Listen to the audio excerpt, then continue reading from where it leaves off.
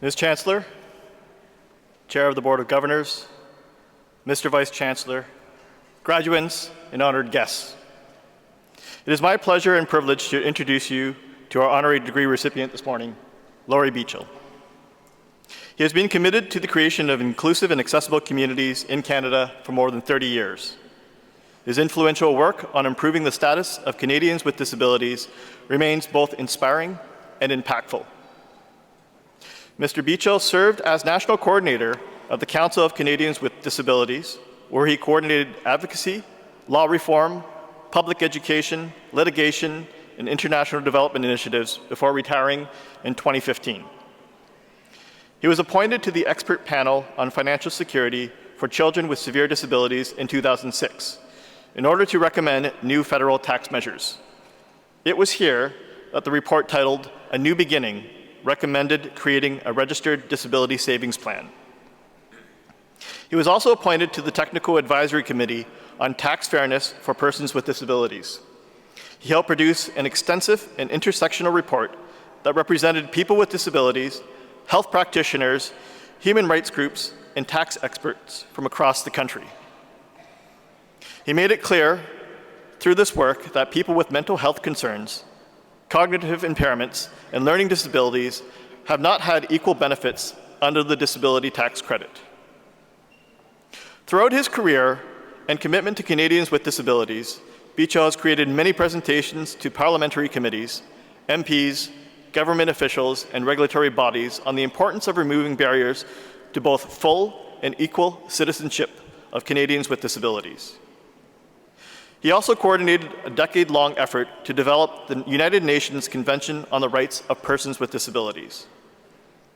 As a recipient of the Patrick Worth Award from People First of Canada and the National President's Award from the Canadian Mental Health Association, Mr. Beachell's work has not and will not go unnoticed. Today, he assists Baker Law, a private accessible justice law firm, while residing on the family farm in Roster, Manitoba, with his wife, Judy McKelvey. Ms. Chancellor, in recognition of his transformative leadership in advancing the equality rights of Canadians with disabilities, I request that you confer the degree of Doctors of Laws, honoris causa, upon Laurie Beachell. By virtue of the authority vested in me by the Board of Governors and upon the recommendation of the University Senate, I confer upon you the degree of Doctor of Laws, honoris causa. Congratulations.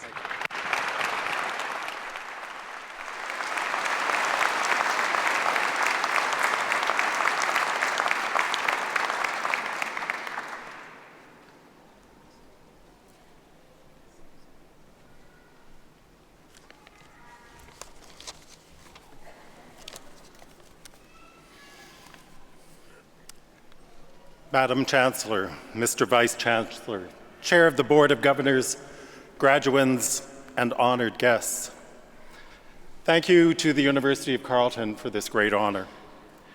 I admit it came as somewhat of a surprise, and I even wondered if it was fake news. My career in advancing the equality of Canadians with disabilities has given me abundant opportunities, and it has been reward enough in and of itself. My greatest joy was working with leaders within the disability rights movement. That is, working with people with disabilities who sought access to the same goods and service taken for granted by many of us. They were my teachers and they were my mentors. I had the great fortune to work with many sectors of the Government of Canada, with equality seekers, with academia, with the private sector, and to be part of an international movement to improve the status of Canadians with disabilities. There is power in sharing stories. As leaders with disabilities shared their experience with me, I began to understand the barriers they faced and what would be required to build a more inclusive and accessible Canada. People with disabilities helped me to understand what true equality means, what full and equal citizenship means.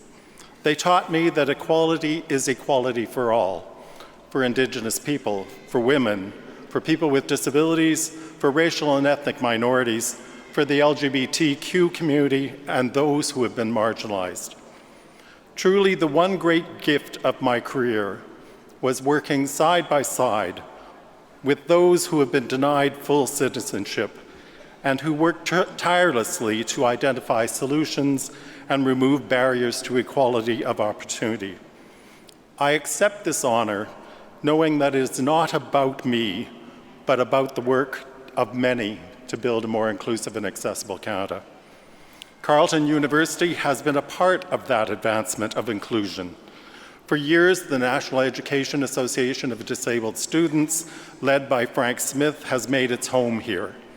Under his leadership and many volunteers, students with disabilities from across this country have gained greater access to quality education.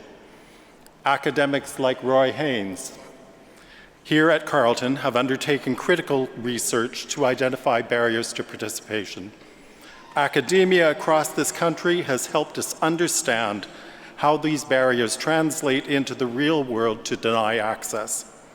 Disability studies is now become a critical area of study, and this was certainly not the reality in the 1970s when I began my career. Huge advancements have been made in the status of Canadians with disabilities, but our work to create a more inclusive Canada and an inclusive society is not done. Many still struggle for equal access. Many remain excluded from the mainstream of society, and sadly, new barriers are emerging. I'm pleased to be able to speak to you, the graduates. True inclusion begins at the initial planning stage of any endeavor. There was a time when we created things and then we tried to figure out how to fix them later, to adapt them, to make them more inclusive, and to make them meet the needs of people with disabilities. This is not possible today with the rapid pace of change. This is particularly true in the area of new technologies. If access is not a priority at the beginning, it is unlikely that tools will become accessible before new technologies emerge and old ones become obsolete.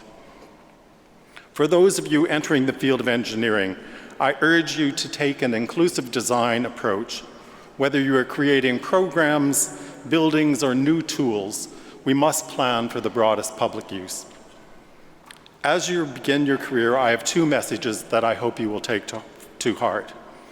First, in whatever career you find yourself, seek someone who's prepared to be a mentor to you. I have had many mentors, and they've been invaluable to me. Some of them are here today with me. As I achieved understanding, practical skills, and knowledge, I was also able to give back and to be a mentor to others. Please find a mentor within whatever endeavor you pursue, and be willing at some point to be a mentor to others. Second, take inclusion and access seriously. You can help build a more inclusive and accessible Canada if you take inclusive design approach. Many have worked for years to remove barriers. Today, our focus and our motto should be, no new barriers. One of my most cherished experiences has been working with those creating the Canadian Museum for Human Rights. The architect, the engineering firm that constructed the building, the program and curatorial staff all took inclusion seriously. They listened to the voices of people with disabilities. The result is an iconic facility that not only inspires and tells the story of the evolution of our understanding of human rights, but it does so in ways that ensure all can participate. I recently spent some time in the Nelson Mandela exhibit at the Canadian Museum for Human Rights. One of his quotes struck me as very relevant for emerging leaders like yourselves. Mandela said, "It is in your hands to make our world a better one for all." This simple but clear statement, to build a better world, is the challenge for each new generation. So be a change maker, make your mark, and make our world a better place for all. I wish you good fortune and hope that you find fulfillment and joy in it, within whatever career you pursue. Madam Chancellor, Mr. Vice Chancellor, and Chair of the Board of Governors, thank you for this honor.